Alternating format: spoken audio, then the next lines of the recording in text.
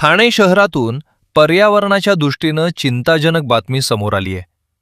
विविध विकास कामांसाठी ठाणे महापालिका क्षेत्रातील तब्बल 3700हून अधिक झाडे बाधित होणार असल्याची माहिती समोर आली आहे। यामध्ये रिंग मेट्रो प्रकल्पासाठी होणाऱ्या वृक्षतोडीचाही समावेश असल्यानं पर्यावरणप्रेमी आक्रमण झाले आहेत। विशेष म्हणजे या बाधित झाडांमध्ये तब्बल 80 ते 85 वर्ष जुनी झाडे तसेच काही हेरिटेज वृक्षांचाही समावेश असल्याची माहिती आहे। त्यामुळे या वृक्षतोडीला पर्यावरणप्रेमी आणि वृक्षप्रेमींकडून तीव्र विरोध केला जात आहे।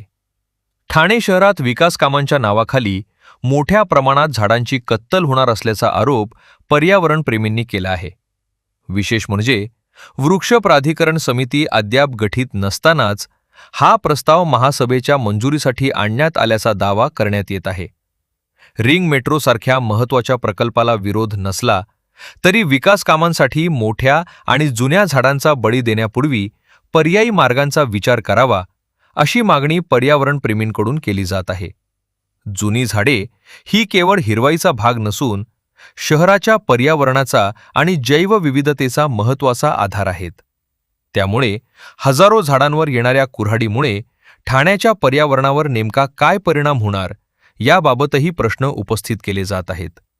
दरम्यान 3700हून अधिक झाडांच्या मुद्द्यावरून ठाण्यातील पर्यावरणप्रेमी आक्रमण झाले असून प्रशासनानं वृक्षतोडीबाबत पारदर्शक भूमिका घ्यावी आणि पर्यावरणाचा समतोल राखत विकासकामे करावीत अशी मागणी जोर धरू लागली आहे। ठाणे महापालिका क्षेत्रात वेगवेगळ्या प्रकल्पांसाठी 3750 झाडांचा बळी घेतला जाणार आहे। ही एक अमानुष कत्तल आहे आणि प्रकल्पागणिक दिवसागणिक या झाडांची संख्या वाढतच चाललेली आहे। किती झाडं तोडणार आपण? गेल्या काही वर्षामध्ये हा तोडण्याचा आकडा झाडं 13,000 झाडं जवळपास तोडण्याचा प्लॅन केला गेला आहे किंवा तोडली गेलेली आहेत। आत्ता जो 3750चा जो आकडा आलेला आहे तो फक्त रिंग रूट रेल्वे आणि काही छोटे मोठे प्रकल्प आहेत त्यांच्यासाठीचा आहे।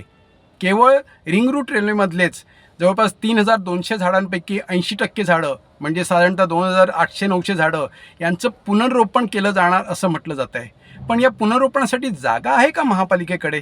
याचा अर्थ ही झाडं ठाण्याच्या बाहेर जाणार। जसे पहिल्या प्रकल्पामध्ये ही झाडं भिवंडीला जाऊन त्यांचं पुनर्रोपण करण्यात आलं होतं। या पुनर्रोपणांमध्ये किती झाडं जगतात, किती झाडं मेलेत याचा देखील हिशोब येत नाही आहे।